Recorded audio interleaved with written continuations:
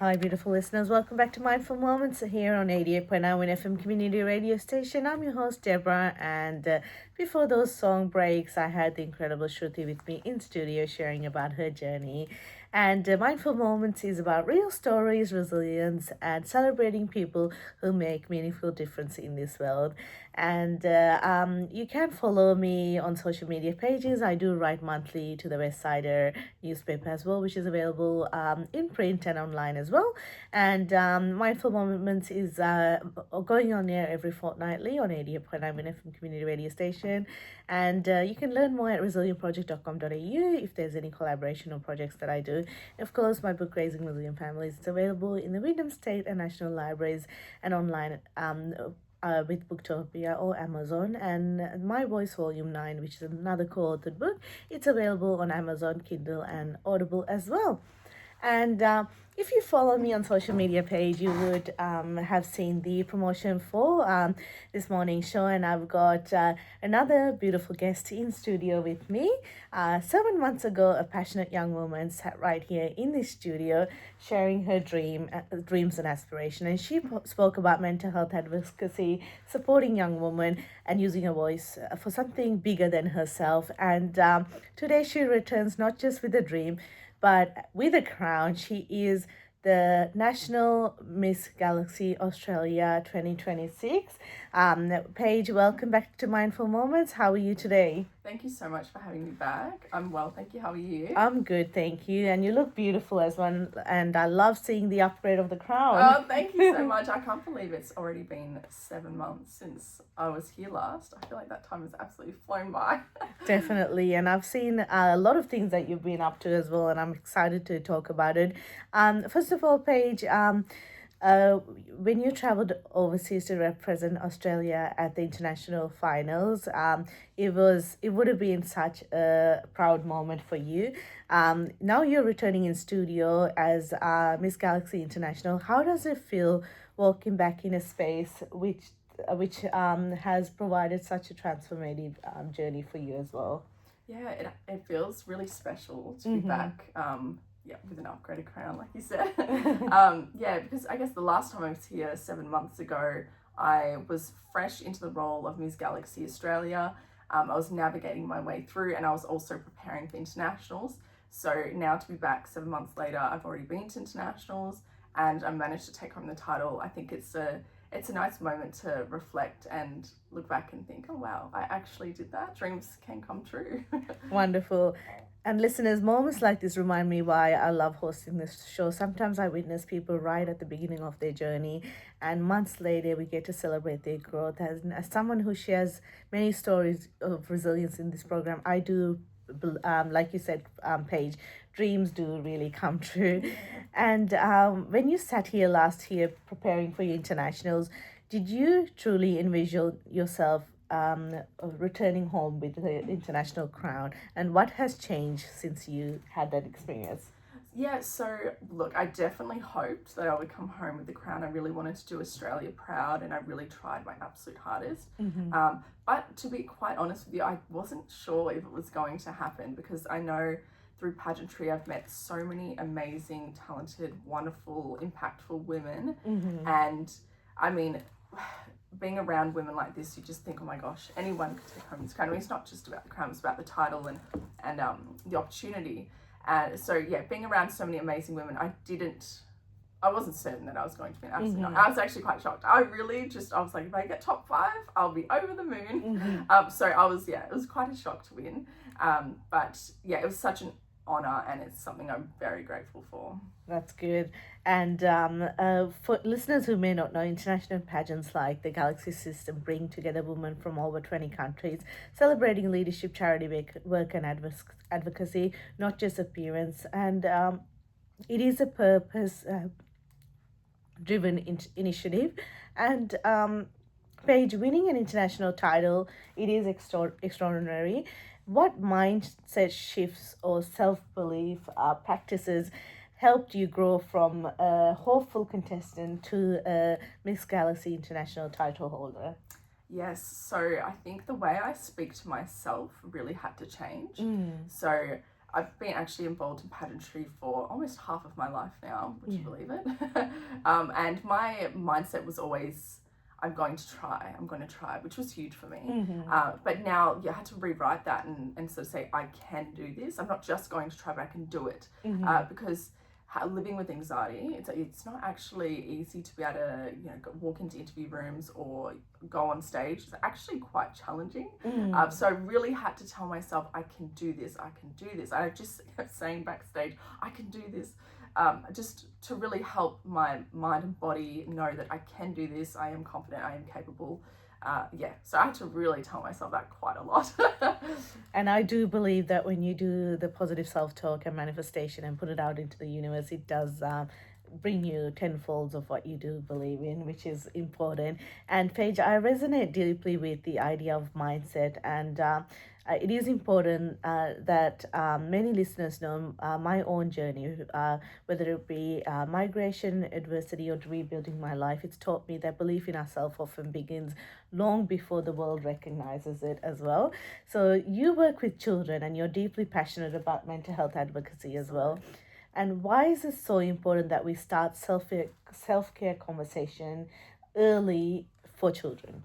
Yeah, so my background is actually in psychology, and along with that, I'm also a mother. So I have a 10-year-old daughter.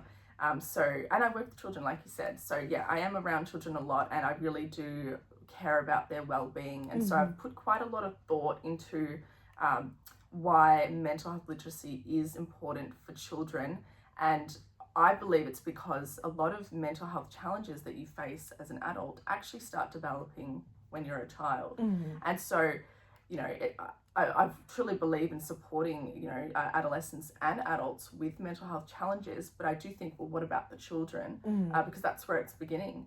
We need to sort of address it from the beginning, and so that we can empower and support these children and teach them how to understand their emotions, how to use their words, so that when they do grow up into a teenager and into an adult, they have those skills and are hopefully less likely to struggle with so many mental health challenges that we are seeing today. Definitely. And I have heard studies say that half of mental health conditions, they begin before the age of 14. And it is important that these conversations bring awareness for parents and guardians so they can build a supportive environment for the children, so they can focus on what really matters, which is their studies and having fun and their childhood. So it's important that we do have advocates like you speaking up as well, and I do speak about the importance of creating a safe home that does build mental health awareness and prevents domestic violence, which is something that I'm really passionate about. I want to go into Project Worry. Yes. It's something that we've spoken about during our last on-air interview. Can you share about how it began and how it aligns with your personal journey? Absolutely. So just for the listeners, Project Worry is my platform that I created. It's actually 2 years ago now. On the 7th of March, we just celebrated 2 years. I'm very excited about that. So Project Worry was inspired by my own experiences with anxiety and wanting to create something simple that helps children to understand their feelings.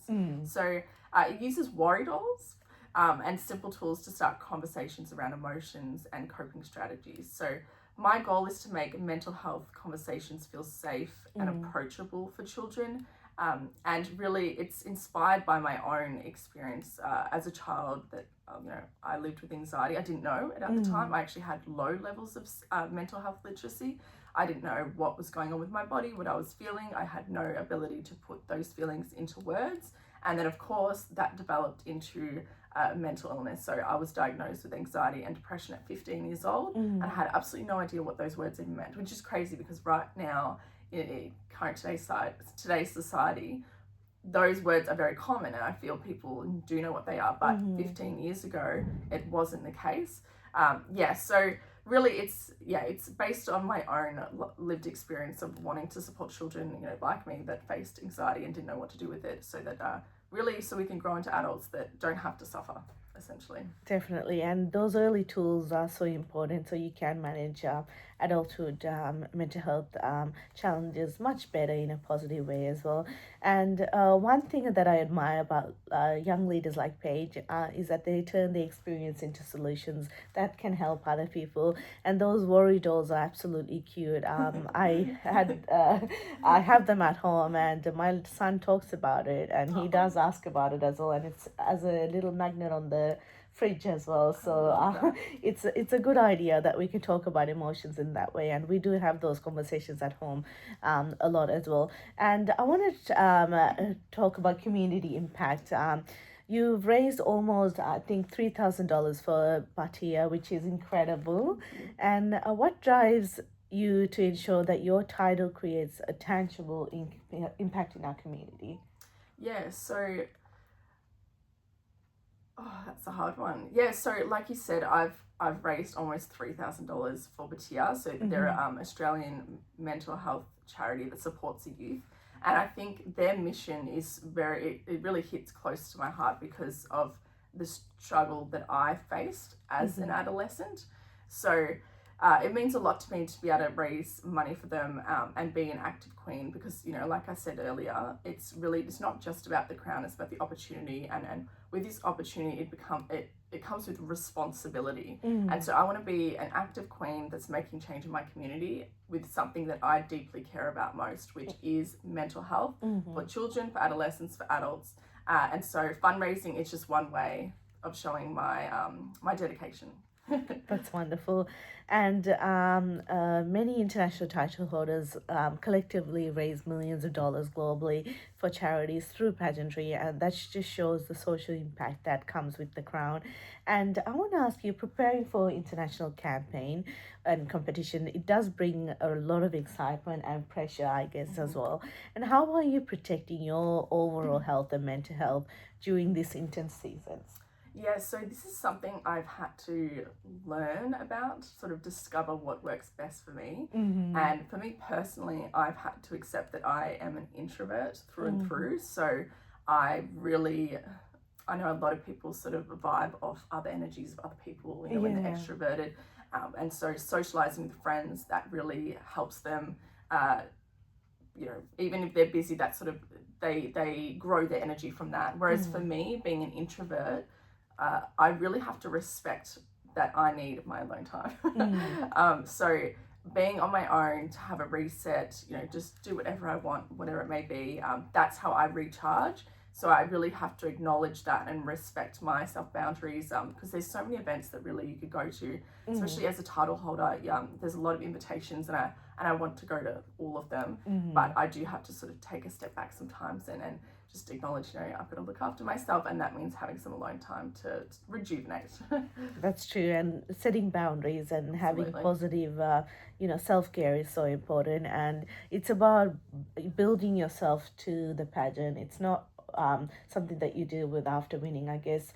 Towards that journey, you have to think about your self-care and how you're going to look after yourself, and that's incredible. And I want to ask you, on Mindful Moments, we speak about mental health, and I always say that it is not a luxury, but it is a necessity for everyone, and it is something that's important. So, for young women who are listening, who might be doubting themselves, what would you say to them about resilience and trust in their own divine timing? Because sometimes we do compare with other people and get stressed out, which does impact our mental health, I guess. Yeah, absolutely. I do believe in timing. So I competed in Australia Galaxy pageants for the first time 11 years ago. I was 19 years old, and I didn't actually take home the title till 10 years later. And, you know, when I did first compete, I looked at the girls who were crowned and I thought, wow, they're absolutely amazing. And I didn't truly believe it could ever be me. And then 10 years later, here we are. Like, things really can work out in mysterious ways. So I guess I would say to women and listeners that to just trust your journey and that it will unfold in its own time, like it did with mine. You know, sometimes we're late bloomers and that's okay. There were definitely moments where I doubted myself too, but resilience is built by continuing even when things feel uncertain. So if you keep showing up and believing in yourself, opportunities often appear when you least expect them. That's beautifully said. And I want to ask you about pageantry, how it often highlights the external beauty. But what I admire about you, Paige, is that you represent purpose and advocacy. So, which is it exactly what Paige is doing through her advocacy? So, could you share how do you nurture your inner confidence beyond the crown? Yeah, absolutely. So to me, really being a pageant queen or being a title holder, I really believe it's about having a purpose, having a passion or a mission, and achieving goals in your community. Mm. I don't believe it's just about how you look. And I really do want to stress that because we're in the 21st century now. Things are a lot different to how they used to be when pageants first started many years ago. We'll admit it was more about how you looked. But I am just your average girl, really. I'm a mum. I'm studying. I'm just your average girl. I'm not 6 foot tall. Like I'm not size 6. It's just I'm an average girl. I just have a strong passion for mental health, for children, and I just want to make an impact to my community. That's what confidence, using a crown is to me. So I just want to stress that it's not all what people think it is with pageants. Um, yeah. So And I've heard the girls put a lot of pressure, especially when it comes to the external beauty. But as you said, it's not just about the external beauty, it's about everything else that builds who you are, definitely. which is important.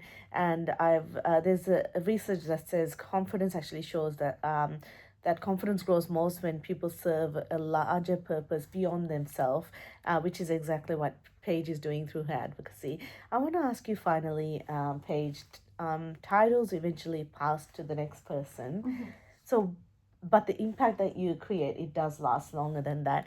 So, what legacy do you hope to leave, not just as a title holder, but as a role model?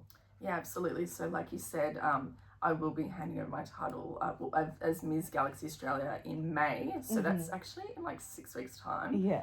But I do have my international title, which I'll be handing over in August. And so I've really thought about, the legacy I want to leave. And I hope the legacy that I leave is encouraging people, especially young people, to prioritize their mental well-being, their mental health, and know that their voice does matter. So if my journey helps even one person feel more comfortable talking about their mental health, then that's something I'm really proud of. That's wonderful. And I'm wishing you all the best beyond this journey as well. And I've seen the wonderful change that you're creating and all the initiatives that you have been involved in. We want to finish off with a quick mindful moments rapid fire section. Okay. And you can just say the first thing that comes into your mind. Okay. So, one word that describes your season so far. My season, transformative. That's beautiful. Yes. And your pre-stage confidence ritual. Deep breaths, a lot of deep breaths, and telling myself I can do this. Wonderful. A daily affirmation that you live by. I'm going to repeat myself here because this is just so me right now, is just telling myself I can do this. Like I said, living with anxiety, you really have to back yourself. So I can do this is my motto at the moment. Wonderful. And who has been your biggest supporter this year? I've had a lot of supporters, which has been wonderful, but I really feel that the biggest support has been myself. You actually really need to back yourself. Like, how can you expect other people to hold everything up for you if you don't back yourself? So I've been my biggest supporter this year. That's good. And we always need ourselves to acknowledge how much strength and support we need, not just to look after ourselves, but others as well. Yeah. And finally, now that we are after the international stage, what's the bigger vision for you moving forward? Yeah, bigger vision would be to continue Project Worry. It's been 2 years. I'd love to grow that in many other different ways. So just expanding my platform and conversations around mental health for children and young people. Wonderful. And any closing remarks that you want to share with our listeners before we end this conversation today? Look, I suppose if anyone listening is thinking, oh, I want to learn a little bit more about pageants, just maybe Google Australia Galaxy pageants, see what they're about. You might, you know, find that it's something you would want to be involved in. Australia Galaxy pageants accept women from all walks of life. Like, take it from me, I'm Ms. Galaxy, so I'm over 28 years old, I'm unmarried, I have a child. You can be from any walk of life, and you will find something amazing from this experience. You will grow as a person, you would challenge yourself, and I really think it's worthwhile for anyone, really, for any woman out there. So, yeah. Wonderful. And Paige, thank you so much for sharing your journey with us and watching your growth from the first conversation and now representing Australia internationally. It is truly inspiring. And to our listeners, remember that dreams don't always happen overnight. As